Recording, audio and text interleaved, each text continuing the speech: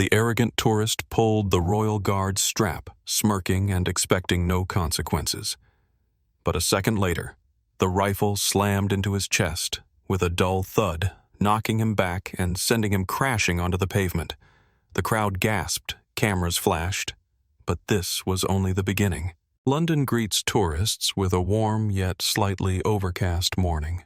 Clouds drift lazily over Buckingham Palace, allowing occasional rays of sunlight to pierce through. Near the massive palace gates, a crowd gathers, couples with cameras, groups of noisy teenagers, elderly tourists with guides, and of course the city's unshakable attraction, the motionless royal guards in their red uniforms and towering bearskin hats.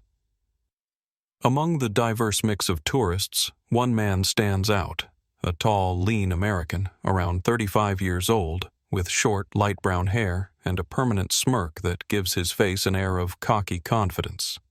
He wears a baggy t-shirt with an American flag, mint green knee-length shorts, and white sneakers that are already scuffed and dirty. In one hand, he holds a plastic cup of beer, and in the other, a phone, constantly recording. "All right, guys, check this out. Look where I am," he announces into the camera with exaggerated excitement. "Buckingham Palace. This is where the Queen, or the King, whatever, lives. And these guys," he swings the camera toward the motionless guard, "they say these guys are the elite of the British Army." Standing next to him is another tourist, a short, stocky man with a red beard, flushed face, and an uncontrollable laugh. This is his friend, Max, another American, just as drunk but even louder. He clutches a beer can in one hand, leaving the other free to gesture wildly, like a conductor of chaos. "Oh, scary guys," Max snickers, swaying slightly. "They look more like mannequins." "Right?" Jason grins. "Hey, let's put them to the test." He zooms in on the guard's face, a young, fair-skinned man with a perfectly clean-shaven face. The guard stands still as a statue, his posture straight, hands at his sides, rifle with a fixed bayonet firmly held. His expression is utterly blank, as if he were carved from stone. The crowd watches the Americans with interest. Some whisper, some look on with mild disapproval, while others pull out their phones, sensing a moment worth capturing. "Hey, what if I just—" Jason pauses dramatically, his smirk widening as his gaze locks onto the strap running across the guard's chest. Max freezes for a moment, then bursts into laughter. "Dude, come on. He's got a weapon." "Oh, please," Jason scoffs. "They don't even move. Look at him. He's not reacting at all. These guys are just like living props." He steps closer, his face now just inches from the guards. The crowd falls silent, but remains fixed on the scene. "Let's see what he's made of." Max chokes on laughter, but even in his drunken eyes, doubt flickers for a split second. "Dude, this is a bad idea." But Jason has already decided. He reaches out and grabs the guard's strap, tugging it with a dumb smirk. The crowd gasps. A moment of absolute silence. Someone grips their phone tighter, still recording. Someone whispers softly, "Oh my God." And then, in an instant, the air shatters with an unexpected sound. It happens in the blink of an eye, so fast that no one in the crowd can even process it. The guard moves. Like lightning, his hands spring to action. His rifle snaps into position, and he takes a sharp step back, freeing the strap from Jason's grip. "Stand back!" His voice cuts through the air like a thunderclap. It's not just a voice, it's a command, charged with sheer military authority. There is no hesitation, no emotion, just pure, trained power, demanding immediate compliance. The crowd jolts. Someone gasps. Cameras shake, but no one stops filming. Jason, who just seconds ago was the cocky center of attention, flinches in shock. His muscles stiffen instinctively, he stumbles backward, and in the next moment, his plastic cup slips from his fingers. The cold, sticky beer spills across his American flag t-shirt. "Shit!" he yelps, looking down at himself, as if his brain is still catching up to what just happened. Max, standing beside him, doesn't hold back. "Dude, he almost took you out." He stumbles back a step, now genuinely afraid, his gaze fixed on the guard, who no longer looks like a lifeless statue, but like the embodiment of discipline, power, and authority. The rifle remains raised, his eyes locked straight ahead, but now even the most clueless tourists understand this man is not part of the scenery. The crowd erupts in whispers. "Oh my God," a woman murmurs, covering her mouth. "Did you get that on camera?" A teenager shakes his friend's shoulder in excitement. "Damn, they really do this!" Another voice exclaims in amazement. Some people laugh, others shake their heads in disbelief. The entire atmosphere is charged with tension. But Jason, despite everything, doesn't back down. His pride is wounded. He wipes the spilled beer from his shirt, his breathing ragged, not from fear, but from anger. He raises his head, narrowing his eyes at the guard. And then he steps forward. "Seriously?" His voice drips with mockery, but there's a sharp edge of irritation. "Dude, are you for real? What are you gonna do, huh?" The guard does not move. But now, even in his stillness, the pressure is suffocating. His eyes remain locked forward, yet they burn with steely determination. The crowd freezes again, as if realizing that this isn't over yet. "Step back, sir." That booming voice again. Powerful, unwavering, undeniable. Now no one is laughing. No one dares make a sound. Everyone knows one more step and things will take a turn no one can undo. The air feels thicker. The crowd murmurs. Some gasp, some laugh. But the noise seems muted, leaving only two men in the center of attention. Jason and the guard. They stand face to face. One is motionless, carved from stone. The other, drunk, angry, humiliated, yet still too stubborn to realize what he's gotten himself into. Jason's chest rises and falls, his breathing heavy beneath his beer-soaked t-shirt. The crowd laughs. He hears it, he feels it, and to him, laughter is a slap in the face. He can't walk away like a beaten dog. He chooses to double down. With a defiant, slow, deliberate motion, he reaches for the guard's strap again. "Come on, show me what you got." He smirks, dragging out the words. He thinks he's won. He thinks he's broken this actor. But he's wrong. In an instant, the guard moves. And it's not just movement. It's trained reflex. A sharp, lightning-fast step forward. Crack! The rifle slams across Jason's chest, a powerful thrust knocking him backward. Boom! The dull thud of wood meeting bone echoes across the square. The crowd erupts. "Oh my God! Did you get that? Holy shit!" Jason falls. His legs buckle. His body crashes onto the pavement with a heavy thud. His back slams into the cold stone, his arms flailing awkwardly to the sides. A few seconds of absolute silence. All cameras are on him. "Dude, holy shit!" Max stands frozen before rushing to his friend, grabbing his arm, trying to pull him up. The crowd splits into two sides. Some cheer, clap, laugh, loving the spectacle. Others shake their heads, muttering among themselves. He asked for it. That guard didn't hold back. Damn. Man, that had to hurt. Jason jumps to his feet, and his face, it's not just anger, it's rage. His cheeks burn, his eyes are bloodshot, his fists clenched. A deafening roar fills his ears, not from pain, but from humiliation. What the hell? He was just thrown to the ground in front of hundreds of people, in front of cameras, in front of tourists. The guard stands completely still again, as if nothing happened, as if Jason doesn't exist. And that infuriates him even more. "Security! Police! Jason screams, waving his arms. This is assault! The crowd laughs. You started it, dumbass, someone shouts. He deserved it, another voice calls out. But Jason doesn't hear them. One thought dominates his mind. I can't walk away like this. I won't lose. And then, a new voice rings out. Loud, firm, authoritative. What's going on here? The crowd falls silent. 2 British police officers emerge from behind the fence. Now it's serious. Jason, breathing heavily, throws up his hands, rushing forward as if he's finally found his saviors. His eyes burn with a mix of frustration and self-righteousness.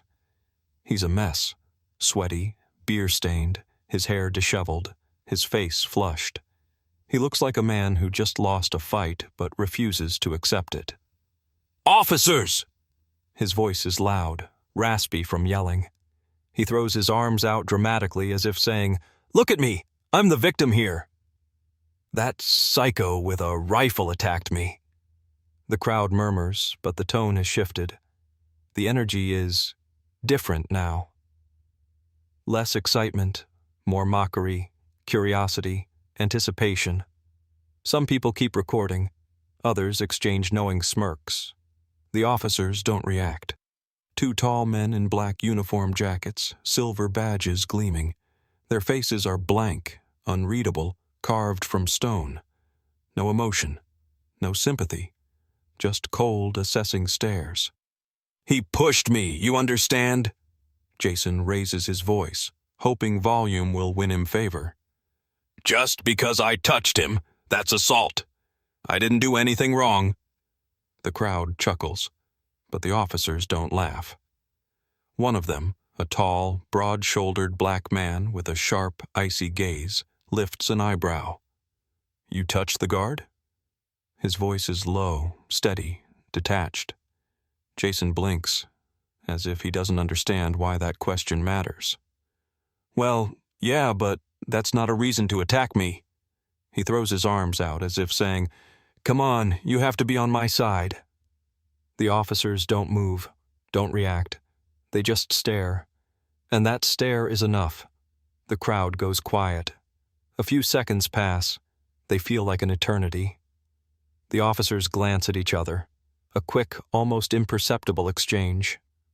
Like one asks, Another idiot? And the other responds, Yep. We taking him? Jason notices the look, but doesn't understand what it means.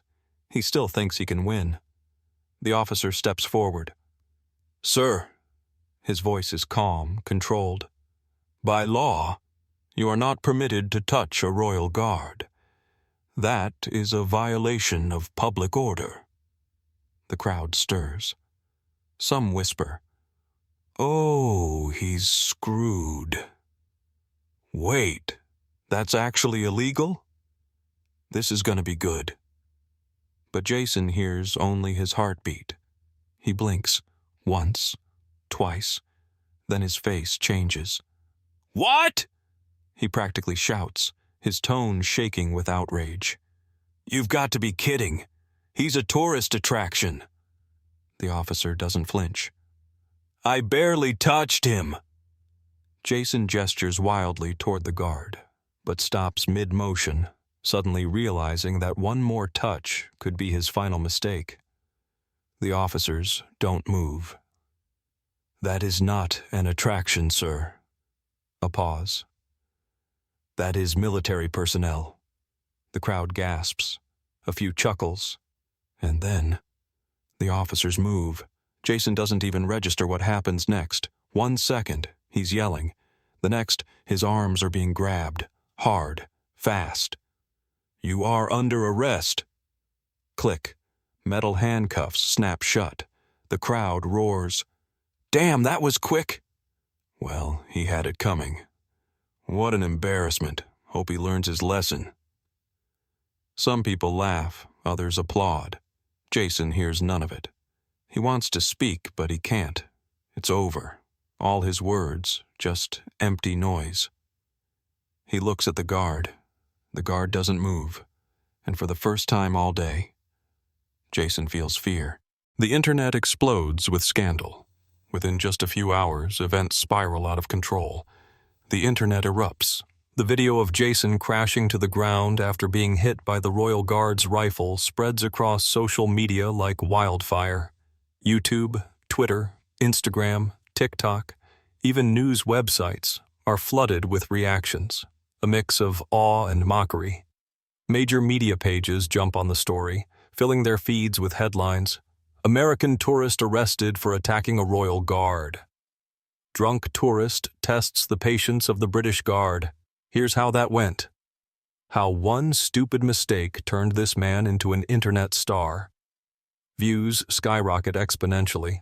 Short clips from various angles rack up hundreds of thousands of likes and comments. What an idiot. How can someone be this dumb? They think they can do anything anywhere. He got what he deserved. So satisfying to watch him eat the pavement. They should sell tickets to this show. That guard is a legend. Journalists interview tourists who witnessed the event.